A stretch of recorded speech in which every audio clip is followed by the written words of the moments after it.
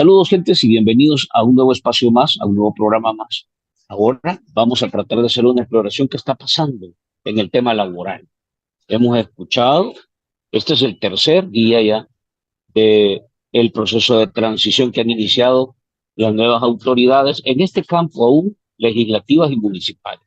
Pero hay una serie de alarmas, de alertas, de escándalos que han empezado a moverse a nivel público y que francamente han generado debate y discusión. Pero también, por el otro lado, hay movimientos eh, irregulares, por decirlo así, hasta lo que se ha podido ver por el momento, sobre el tema de despidos a empleados públicos. Vamos a tratar de hacer una exploración en el momento, en el acto, digamos, en lo que está pasando hasta este momento. Para eso quiero darle la bienvenida a Héctor Rodríguez, vocero del Movimiento de Trabajadores Despedidos. Héctor, gracias por estar con nosotros y compartir un poco la evaluación y el análisis de este proceso de transición. Buenas tardes, Franklin. Buenas tardes a tu audiencia o buenas noches, buenos días, según nos escuchen en todo el ciberespacio en este momento. Agradecer el espacio precisamente que tú has abierto para llevar información a la ciudadanía sobre graves violaciones a los derechos humanos que están ocurriendo en nuestro país y que hay toda una narrativa mediática oficialista que trata de ocultarla por todos los medios. Justo este día estamos hablando del Día de la Libertad de Expresión. Felicitarte a ti por este espacio que es una oportunidad, una ventana de conectarnos con la población en el mundo para poder informarles del otro lado, de los que estamos, los descalzos, los de a pie, los pobres, eh, cómo estamos viviendo la vida de una manera más difícil de este otro lado del mundo que no es el lado de las luces LED, ¿verdad? Entonces, gracias por tu espacio y felicitaciones por esta oportunidad. Héctor, vamos al tema. Hoy básicamente es el tercer día desde que inicia el proceso de transición.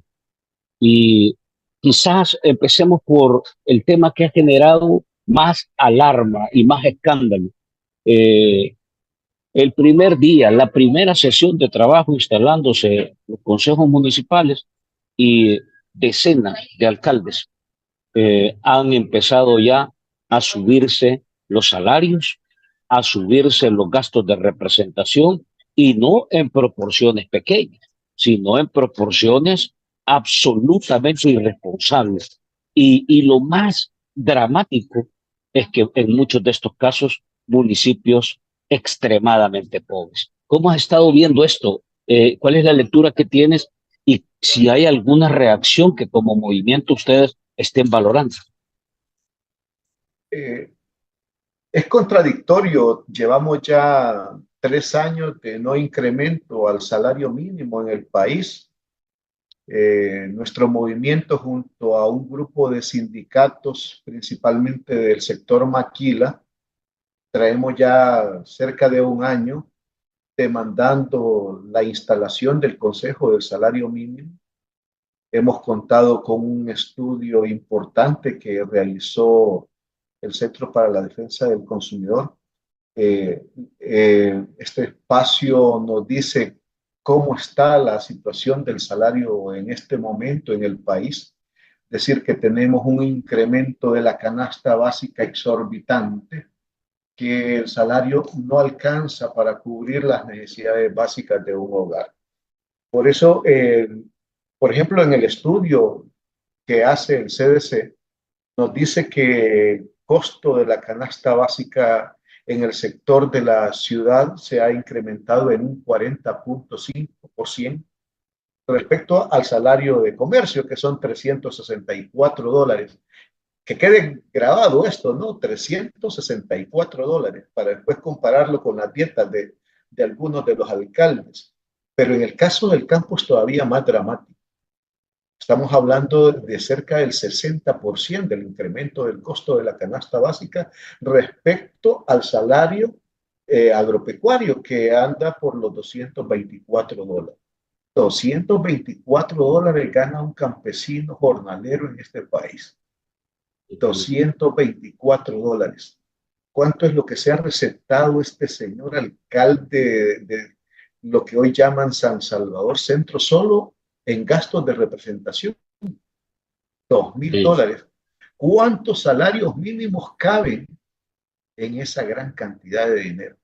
Es decir, ¿cuántos salvadoreños dejan de comer para que funcionarios de esta calaña se estén recetando sueldos de una manera irresponsable y sin control de un órgano del Estado como podría ser la Asamblea Legislativa, en el caso que tuviésemos un equilibrio de poderes, ¿verdad? Porque es la llamada a regular los salarios.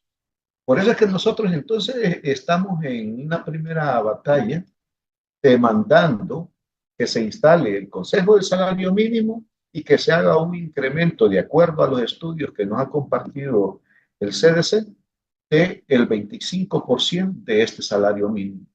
Con esto estaríamos beneficiando a unas 160,000 familias en diferentes campos de la ciudad, del campo, perdón, la ciudad. Eh, Estaríamos mitigando la crisis que hoy por hoy muchos hogares están sufriendo, que no alcanzan ni a cubrir las necesidades básicas. Muchos hogares nos dicen que no hay ni siquiera $1 para cubrir las necesidades del hogar. Por ahora hemos visto alarmantemente, y como tú decías, el caso, por ejemplo, de una de las regiones que está, digamos, con mucha pobreza, como es el departamento de Morazán. El alcalde de esa región se recetó, ¿cuánto? $7,800 de salario. Es decir, o sea, Impresionante. debería de preocuparnos a la ciudadanía porque ellos se costean sus sueldos a partir de nuestros impuestos, de todo el IVA que pagamos como ciudadanos y ciudadanas. Entonces, hoy por hoy tenemos en las redes sociales varios anuncios de alcaldes que se han recetado esas cantidades de exorbitantes de salarios, como también el de tu departamento, la Libertad Costa. La Sí, Libertad más de 7.000 Costa, dólares. exactamente, una cantidad exagerada de dinero. Es decir, debería, en todo caso, la Asamblea Legislativa hacer una regulación de cuál es el salario máximo que podrían ganar los funcionarios. Porque hoy por hoy, creería yo que para congraciarse, resulta que hasta síndicos se ha visto en las noticias que hay síndicos que llegan a ganar $4,000 a Sí. regidores que les han ofrecido para callarlos, me imagino también, ¿verdad? O para tenerlos de su lado frente a todas las arbitrariedades que vienen por delante. Hay dietas equivalentes a los $2,000. Es decir, 2.000, 3.000 dólares. Bueno, en la Unión, municipios de la Unión que son pobres, están hablando de darse 3.000 dólares a concejales suplentes. digo, es una ironía, ¿no? Sí, Ujú. y yo lo que le diría al ciudadano, a la ciudadana común y corriente, que comparen esas dietas, esos gastos de representación con lo que gana un obrero en este país, con lo que gana una campesina en este país. Ganar $364 en la ciudad o 224 en el campo, que son los salarios oficiales, que ya llevamos 3 años sin que haya un ajuste. Debería, en primer lugar, indignarnos porque si se llaman funcionarios o servidores públicos, la función hay que interpretarla correctamente.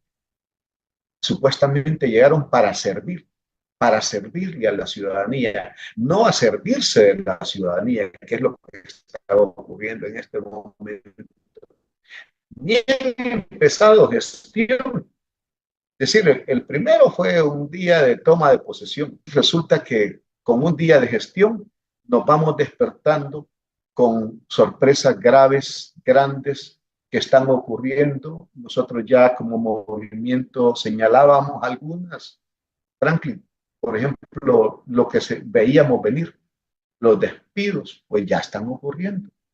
Antes Hay de entrar, varias figuras. antes de entrar a los despidos, Héctor, quiero A hacerte un ver, par de consultas sobre esto, mire.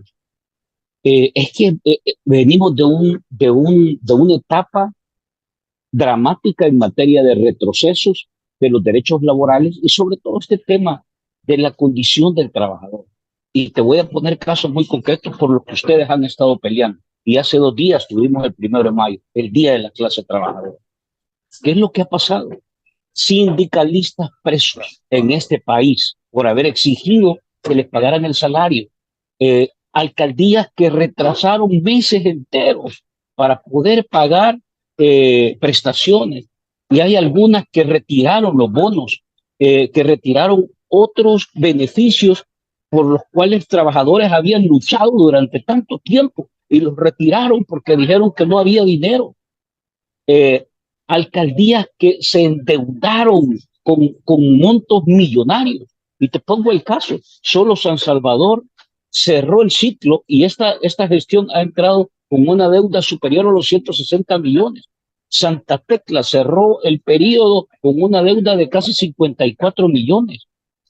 Pero vienen los alcaldes y como que si aquí el dinero les cae del cielo o lo encuentran en cajas o a saber de dónde se mueve, lo primero que hacen es recetarse sendos aumentos para ellos, para sus grupos políticos. Pero en este ciclo, Héctor, hasta un sindicalista falleció en centros penales por exigir que le pagaran el salario. Entonces, ¿cómo ves esta realidad tan chocante? Eh, y qué tipo de políticos tenemos ahora. ciertamente el 1 de mayo es un parteaguas, ¿verdad? Un parteaguas en el que cierran un ciclo, una asamblea legislativa y 262 municipalidades. Ya el 1 de junio tendremos otro parteaguas, ¿verdad? Pero en el caso de trabajadores y trabajadoras, pues con esta administración que ha cerrado este ciclo, en caso del gobierno, 5 años, asamblea y alcaldías, 3 años de gestión, hemos registrado, como tú decías, más de 20.000 despidos ilegales, arbitrarios, que ocurrieron en estas administraciones. Particularmente en el caso de las alcaldías, tenemos un registro de 4.444 despidos que ocurrieron en 25 alcaldías gobernadas por Nuevas Ideas. ¿Por qué estoy mencionando esto de los despidos? Porque resulta que, si bien es cierto, ahora desaparecen esas municipalidades como tales, pero ahí ocurrió un delito y que este no prescribe y que por tanto debe dejarse constancia. Este es un medio que nos deja un registro para que posteriormente podamos, cuando recuperemos la democracia en nuestro país, podamos hacer justicia contra todos estos malos funcionarios que están cerrando un ciclo en la gestión pública. Ese es uno de los elementos. Tenemos, y por lo que tú decías, 60 alcaldes, alcaldesas de Nuevas Ideas que se vieron implicados en la retención de salario durante estos 3 años. Eso se llama actos arbitrarios. Es decir, hay un incumplimiento de deberes. Esos dos delitos de oficio debería estarlos investigando la Fiscalía General de la República. Nosotros hacemos el llamado a que se hagan estas investigaciones para estos 60 alcaldes que se vieron implicados durante estos 3 años a retener de manera indebida, caprichosa, salarios y otras prestaciones para los trabajadores y trabajadoras municipales.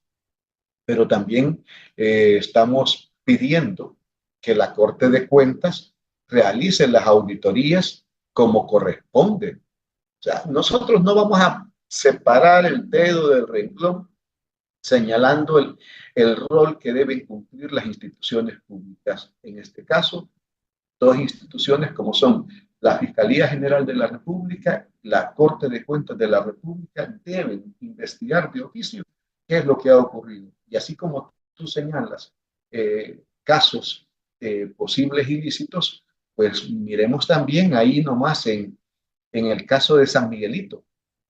¿Cuántos años llevamos ya sin el mercado municipal de San Miguelito? Con las vendedoras todavía en la calle expuestas a unas situaciones, digamos, infrahumanas para poderse ganar el sustento diario. Y todavía no tenemos mercado municipal. ¿Dónde está el dinero? Yo siempre he dicho, la DOM es un brazo político diseñado para tapar una serie de corrupción de este gobierno. Y al igual que lo que está ocurriendo con los alcaldes, regidores, síndicos de nuevas ideas en este momento que se recetan grandes salarios, yo le llamaría a la ciudadanía también que vaya y revise los salarios de los empleados de la DOM. Los salarios son realmente exorbitantes para un organismo que hasta ahora no tiene una obra que pueda mostrarle al país y al mundo que ellos hayan terminado con éxito. Hay un dato que aparece, Héctor, y con esto cierro la etapa esta de los salarios, pero tiene que ver también con la Asamblea Legislativa. Aparece una publicación de el primo de Nayib Bukele y coordinador de Nuevas Ideas, presidente de Nuevas Ideas. Pero ahora sale y dice, los alcaldes que sean incrementados el salario van a ser expulsados del partido. Pero ¿dónde quedan los diputados? Que hace un par de meses se recetaron un incremento de $1 millón, tomando en cuenta que ya estaba claro que la Asamblea iba a reducir de 84 a 60 diputados.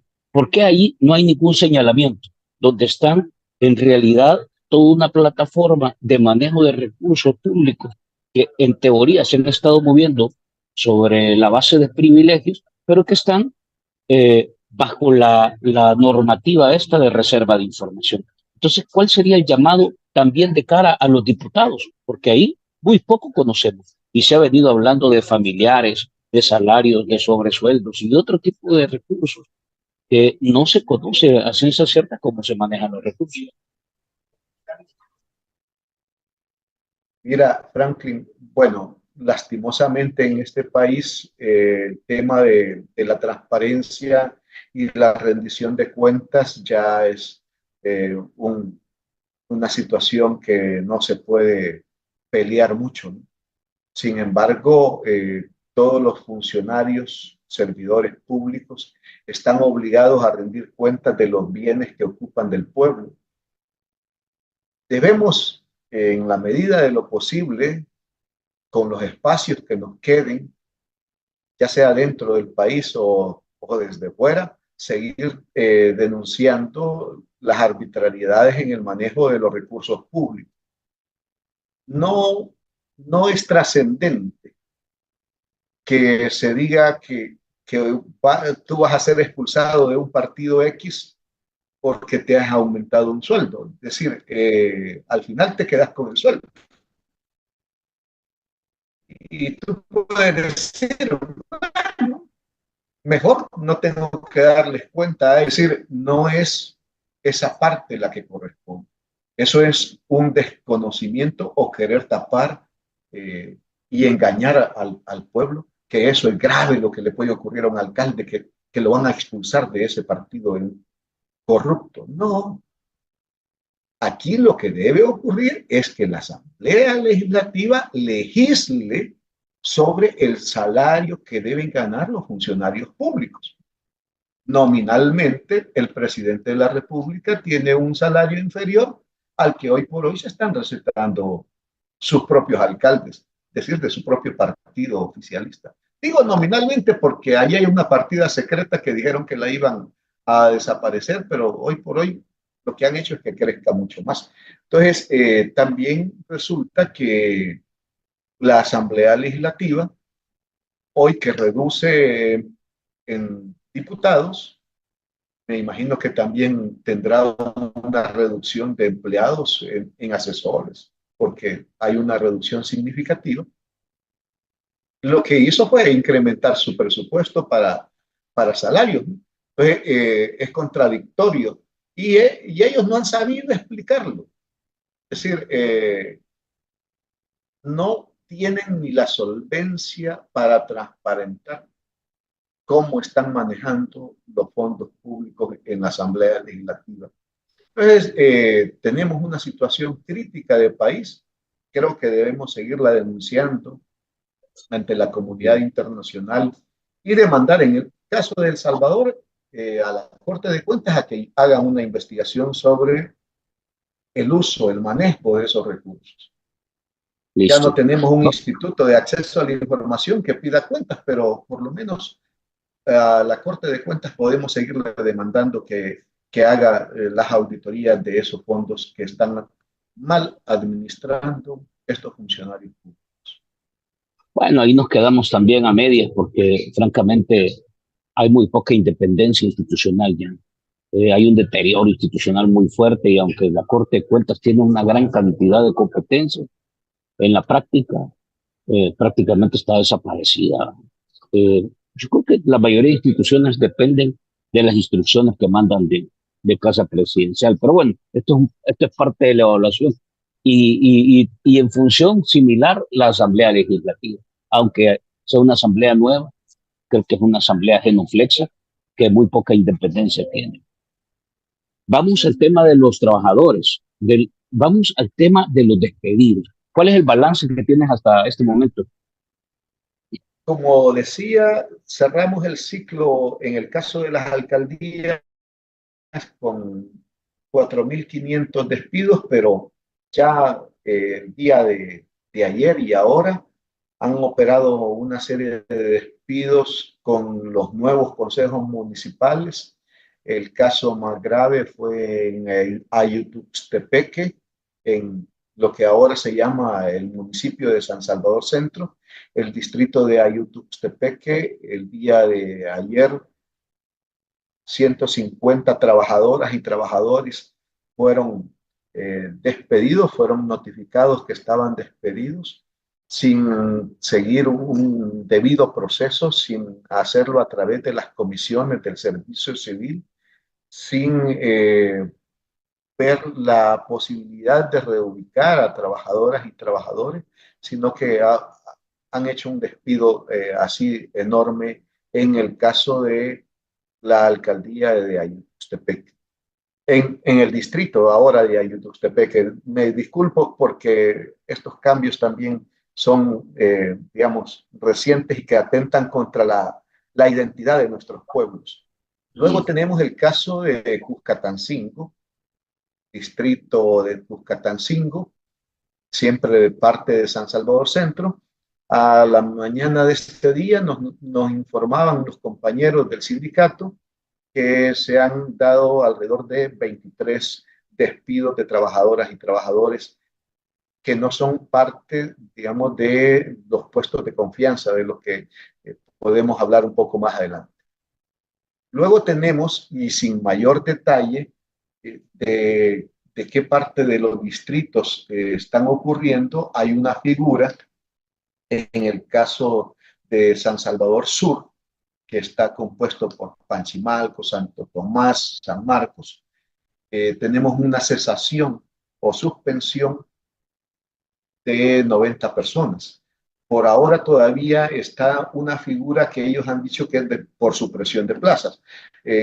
Veremos qué es lo que ocurre en el transcurso del día y de mañana respecto a estos compañeros. En el caso de San Salvador Este, donde está Ilopango, San Martín, etcétera, ahí hemos tenido una supresión de unidades, es decir, han desaparecido determinadas unidades ya por acuerdo de Consejo Municipal, que son las dos figuras que tendríamos en este momento de acuerdo de consejos municipales, como son la supresión de plazas y la supresión de algunas unidades. Es decir, ¿qué va a pasar con la gente de esas unidades que han sido suprimidas? Es decir, todavía estamos en una transición, hay una zozobra muy grande en este momento en muchas de los que ahora son los distritos, porque además, y como decíamos en el programa anterior, también tenemos una dificultad y es que los sindicatos ya quedan, digamos, sin funcionamiento en estos lugares y eso hace un poco difícil el tema de la defensa de los derechos de los trabajadores, trabajadoras. Estamos a través de tu medio aprovechando para demandar a los funcionarios, en primer lugar, a que respeten el derecho al trabajo, que es la parte más medular, importante, que constitucionalmente nos corresponde. Y luego, pues, si realmente después de los estudios técnicos que se deban realizar, se determina que una plaza no es necesaria, pues lo que nosotros estamos demandando es a que sigan el debido proceso. El debido proceso significa que a un trabajador se le notifica que su plaza ha sido suprimida y que pues él tiene el derecho de demandar. En primer lugar, como estamos hablando de la ley de la carrera administrativa municipal, puede acudir a la comisión del servicio civil municipal.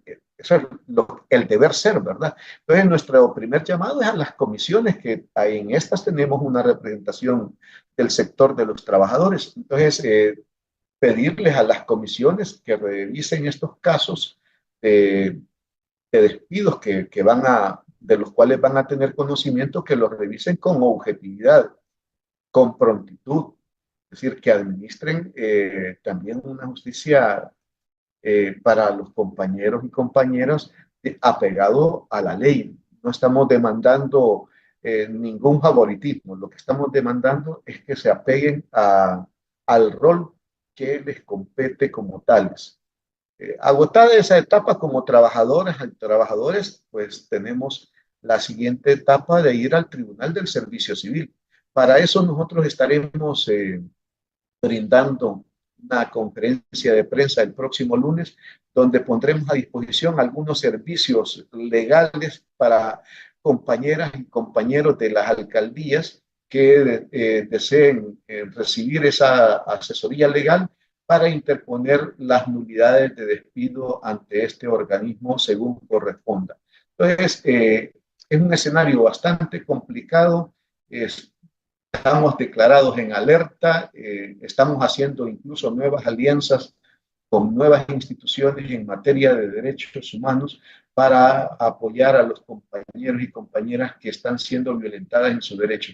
¿Y por qué estamos buscando nuevas instancias? Precisamente porque sabemos que todas las dependencias que tienen que ver con la administración de justicia en este país están cooptadas por el mismo gobierno.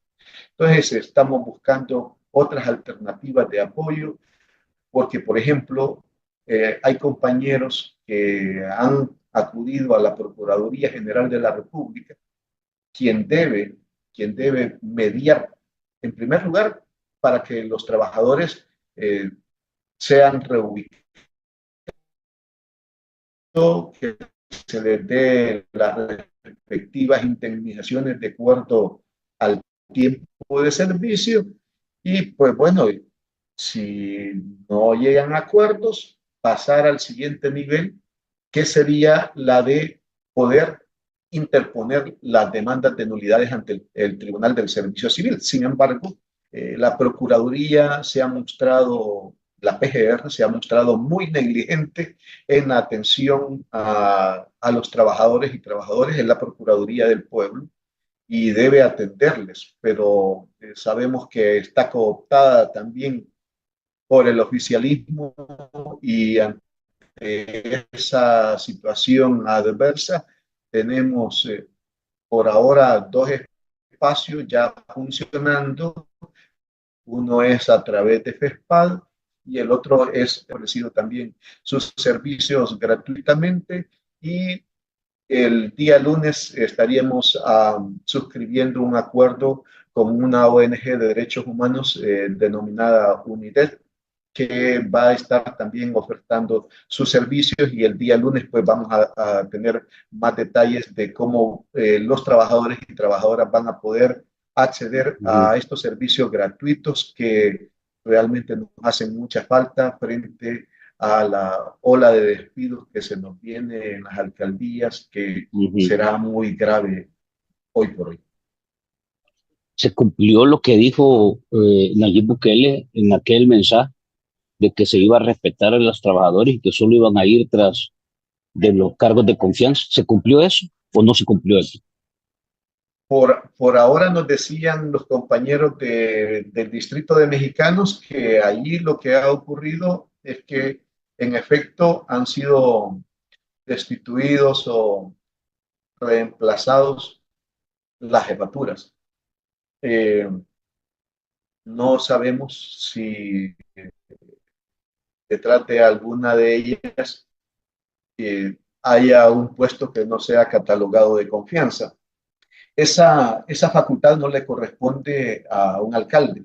Es decir, determinar que una jefatura es o no de confianza también le corresponde al sistema de justicia salvadoreño, quien debe determinar si es o no de confianza. Va a ser en este caso magistrados del Tribunal del Servicio Civil, magistrados de la Sala de lo Constitucional o de lo Contencioso Administrativo, es decir, los trabajadores incluso que ostentando alguna jefatura han sido suspendidos en este momento de sus cargos, pueden acudir a estas instancias. Sabemos que están cooptadas, pero si lográsemos una administración de justicia imparcial, pues ellos tendrían que hacer la evaluación si los puestos en referencia son o no de confianza. Eso es lo primero, que hay una subjetividad que no compete a ninguno de los 44 nuevos alcaldes decidir cuáles son o no puestos de confianza, sino que en última instancia es el administrador de justicia quien debe de decidir si es o no un puesto de confianza, y para eso tenemos mucha jurisprudencia en este país. Entonces, ese es uno de los elementos, que no es solamente el hecho de que solo esos puestos se van a remover, sino más bien es que si en realidad son las personas que se quitan puestos no de confianza. Ese es un elemento importante.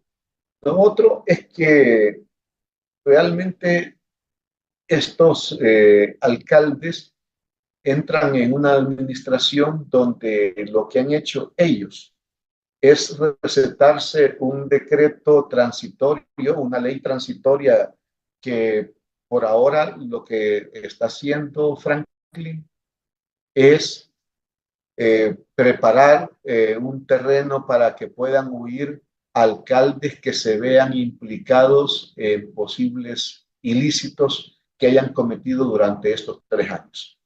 Ellos se han recetado una ley transitoria que va con una durabilidad de 2 años.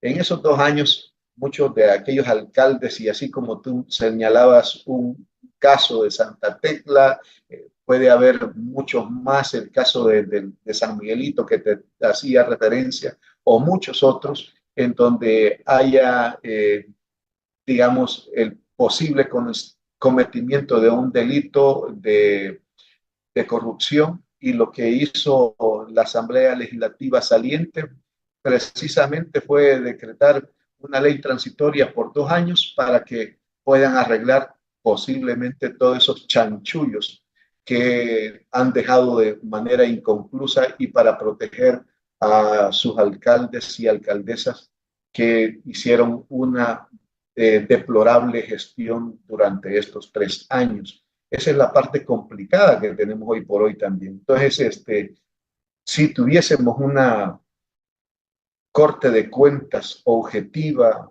dependiente, pero que por ahora más bien es una institución de pasarela, ¿no? Eh, Estaría de oficio investigando, haciendo las auditorías forenses de todas las cuentas de las 262 municipalidades. Mientras no haya una entrega de un finiquito a las alcaldesas y alcaldes salientes, pues también la Fiscalía General de la República debería ponerles una restricción de salida del país para que puedan en su momento de cualquier hallazgo eh, estar presentes para dar cuentas de cualquier ilícito que hayan cometido durante estos 3 años. Y que como yo he señalado y sigo insistiendo, al menos 60 alcaldes de Nuevas Ideas están implicados en posibles cometimientos de delitos, de incumplimiento de deberes, por haber retenido inadecuadamente los salarios de trabajadores y trabajadoras, igual que otras prestaciones, igual por los despidos arbitrarios que han realizado en más de 25 alcaldías. Entonces, esta ley transitoria lo que está haciendo es proteger a estos funcionarios salientes, no está protegiendo a los trabajadores. No hay dentro del cuerpo normativo, de los dos cuerpos normativos que se han creado para la constitución de los nuevos 44 municipios, nada que favorezca a los trabajadores y trabajadoras. Es decir, no hay ningún articulado que haga referencia, por ejemplo, al derecho de la libre organización y sindicalización de los trabajadores y trabajadoras. Eso quedó, digamos, en letra muerta ya. No hay una garantía del derecho a la estabilidad laboral o que se le respete la antigüedad a los trabajadores. Por ahora, esos tres elementos van a estar siendo vulnerados por los nuevos alcaldes y alcaldesas de estos 44 municipios que están en su mayoría gobernados por el partido oficialista Nuevas Ideas. Héctor, para ir buscando ya digamos, una reflexión de cierre, un poco del momento, digamos, que estamos pasando, ya la coyuntura, porque como tú decías, el 1 de junio prácticamente inicia ya la instalación del gobierno en esta etapa, digamos, de reelección con todas las calificaciones que tiene. Lo primero que te quiero preguntar ya en función de ser, ¿tú consideras que este gobierno, tal como lo planteó Nayib Bukele, está combatiendo la corrupción? ¿Hay un combate real al tema de la corrupción? ¿O crees que se queda debiendo, digamos, se queda en deuda con ese ofrecimiento? Bueno, si fuera el caso, ¿dónde estaría en este momento Carolina Resinos o el ex ministro de Agricultura, Ángel? Por ejemplo, es decir, aquí hay una persecución selectiva. Las guerras de Nayib son guerras selectivas, ¿no? Es decir, por ejemplo, dijo que perseguía a las pandillas, guerra contra las pandillas. Sí, pero en esa guerra contra las pandillas se llevó de encuentro a mucha gente inocente y dejó en libertad, bueno, y les dio servicio de Uber hasta Guatemala y México a los grandes líderes de esas pandillas.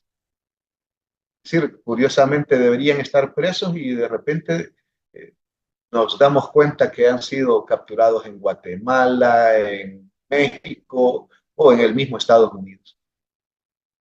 Eso fue con la guerra contra las pandillas, una guerra que para eso instauró por 2 años, que ya lleva más de 2 años, el régimen de excepción, que ha sido para criminalizar a defensoras y defensores de derechos humanos en este país. Hay registros que dan cuenta que tenemos más de 40 personas defensoras y defensores de derechos humanos encarcelados.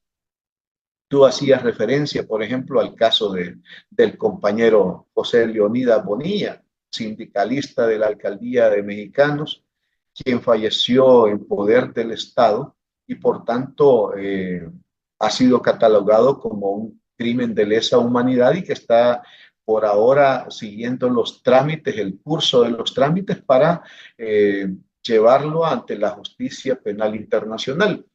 Pero también en ese régimen de excepción, pues todavía tenemos en el caso de trabajadoras y trabajadores, 3 compañeros que siguen guardando prisión, siguen en las cárceles, para quienes como movimiento de trabajadoras y trabajadores despedidos seguimos demandando su inmediata libertad porque su único delito ha sido defender los derechos de la clase trabajadora. Ellos son Sabino Ramos de la alcaldía de Panchimalco, Giovanni Aguirre de la alcaldía de San Salvador y Misael Itamir Gómez de la alcaldía de Ciudad Delgado. Ya llevan más de 2 años también ellos desde que inició el régimen de estar privados de libertad por el delito de defender los derechos de la clase trabajadora. Entonces, igual puede ocurrir con esas guerras inventadas de un presidente inconstitucional como lo es Nayib Bukele, los delitos de corrupción. Puede ocuparla para apartar a aquellos dentro de su propio partido que no le siguen, digamos, las alabanzas que él requiere de todos sus funcionarios o servidores, que sean todos igual de genuflexos o que aplaudan al unísono.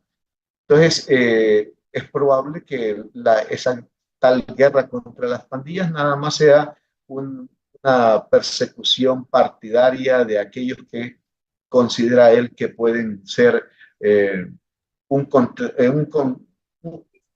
un elemento que se le contrapone a sus propios intereses, a sus propias ambiciones dictatoriales en este país.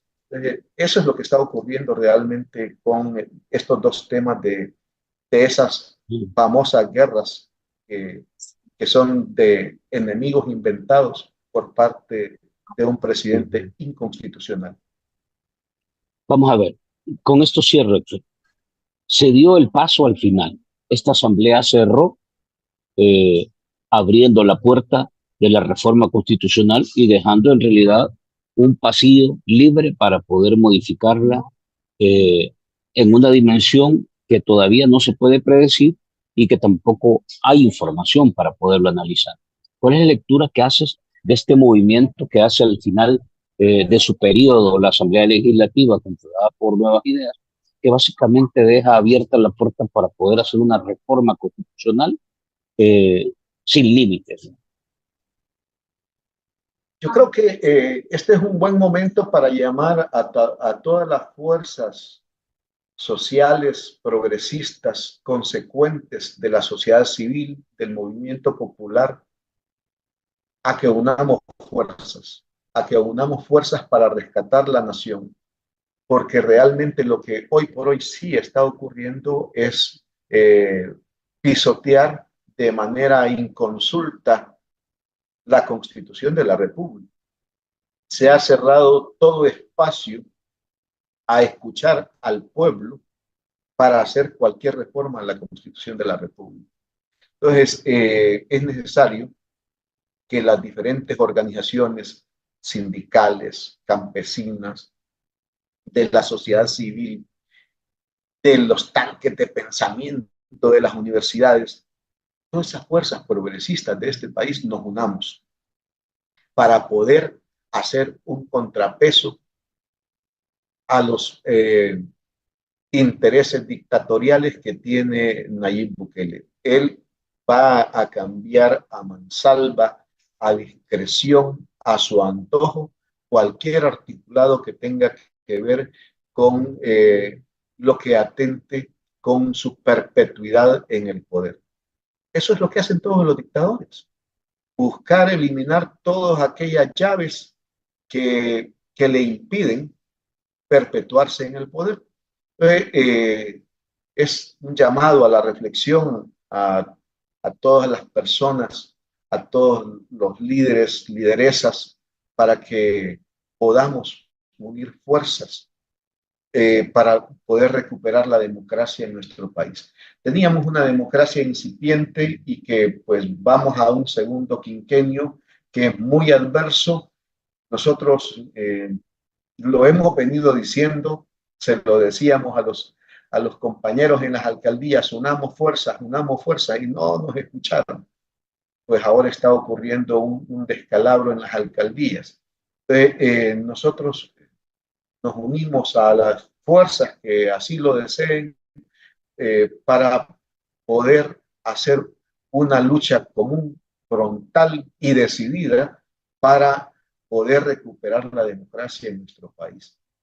Debemos levantar la voz y debemos, como buenos hijos y buenas hijas, hacer todos los esfuerzos a nuestro alcance para no permitir que se sigan pisoteando los derechos humanos en nuestro país. Es una situación grave, estamos perdiendo las libertades democráticas, estamos en una situación que estamos retrocediendo años y años. Hoy la pobreza es mucho más grande que hace 5 años. Entonces es una situación complicada que tenemos y ese es nuestro llamado a los trabajadores y trabajadoras, a unir fuerzas. Queda, bueno, todo este mes.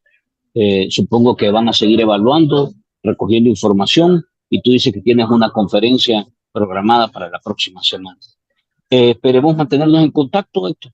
Y de verdad que hay que, como tú decías, declararse en emergencia, porque francamente, eh, más allá del impacto que quedar sin empleo para muchos genera, pero también después de eso viene un golpe de salud para muchos, sobre todo si el trabajador ya es un trabajador de 40, 45, 50 años. La verdad es que hemos visto casos, como ha sucedido en el caso de la policía u otros sectores que fueron despedidos con decretos forzados, digamos. Muchos de ellos fallecieron, otros terminaron padeciendo problemas de azúcar, eh, cáncer, o sea, hay una repercusión en salud que también impacta. Y francamente yo creo que también vamos a tener, a ver señales un poco de eso también. Así que yo creo que el trabajo que hay que hacer en esa dirección del tema del trabajador es enorme ahora, enorme. Sobre todo porque no se ve por dónde uno puede encontrar espacio, sobre todo los trabajadores que van a cesarse. Es difícil encontrar, digamos, espacio porque las instituciones están cada vez con menos posibilidad y flexibilidad de actuar como debería ser según la ley. Así que yo creo que hay que quedar activos y en condición de emergencia, como tú lo llamas. Correcto. Te agradezco el espacio y ciertamente un llamado a los trabajadores, ¿verdad? No desfallecer, que tenemos que seguir luchando por la defensa del derecho al trabajo y al debido proceso. El próximo lunes a las 9 de la mañana estaremos ahí por Criptes, dando la conferencia de prensa y anunciando también pues nuevos espacios. Esperamos también, Franklin, más adelante hablar un poco Ujú. del tema de la atención psicológica a los compañeros y compañeras, Correcto. porque también ciertamente, y como tú señalas, es un drama muy duro. Ujú. Y pues bueno, también tenemos algunos servicios en esa dirección que será bueno que los trabajadores y trabajadoras que han sido afectados por este gobierno inconstitucional, pues también puedan hacer uso de estos espacios. Yo te agradezco la oportunidad y ojalá que pues muchos compañeros y compañeras se quiten Ujú. esas vendas de los ojos y que pues nuestros hijos, nuestras hijas, adolescentes también acompañen en una lucha por defender los derechos de sus padres, de sus madres, que a partir de este gobierno están en una dificultad mayor de poder llevar el sustento diario a sus hogares. Muchas gracias, Franklin. Héctor, un gusto y ojalá que podamos ir colaborando, la verdad. Es tratar de poner la otra voz para que también la gente lo escuche. Ojalá que podamos contribuir, de eso se trata. Abrazos, Héctor, vamos a estar en comunicación. Gracias. Un abrazo. Listo. A ustedes, gentes, agradecerles nuevamente por estar con nosotros. Nos quedamos hasta acá y como siempre vamos a compartir pequeñas cápsulas de la conversación y de esta reflexión que hemos tenido con Héctor Rodríguez, vocero del Movimiento de Trabajadores Despedidos. Nos quedamos hasta acá y nos vemos a la próxima. Y como decimos, estamos en condición de emergencia. La resistencia debe verse activa y con más energía. Abrazos y nos vemos hasta la próxima.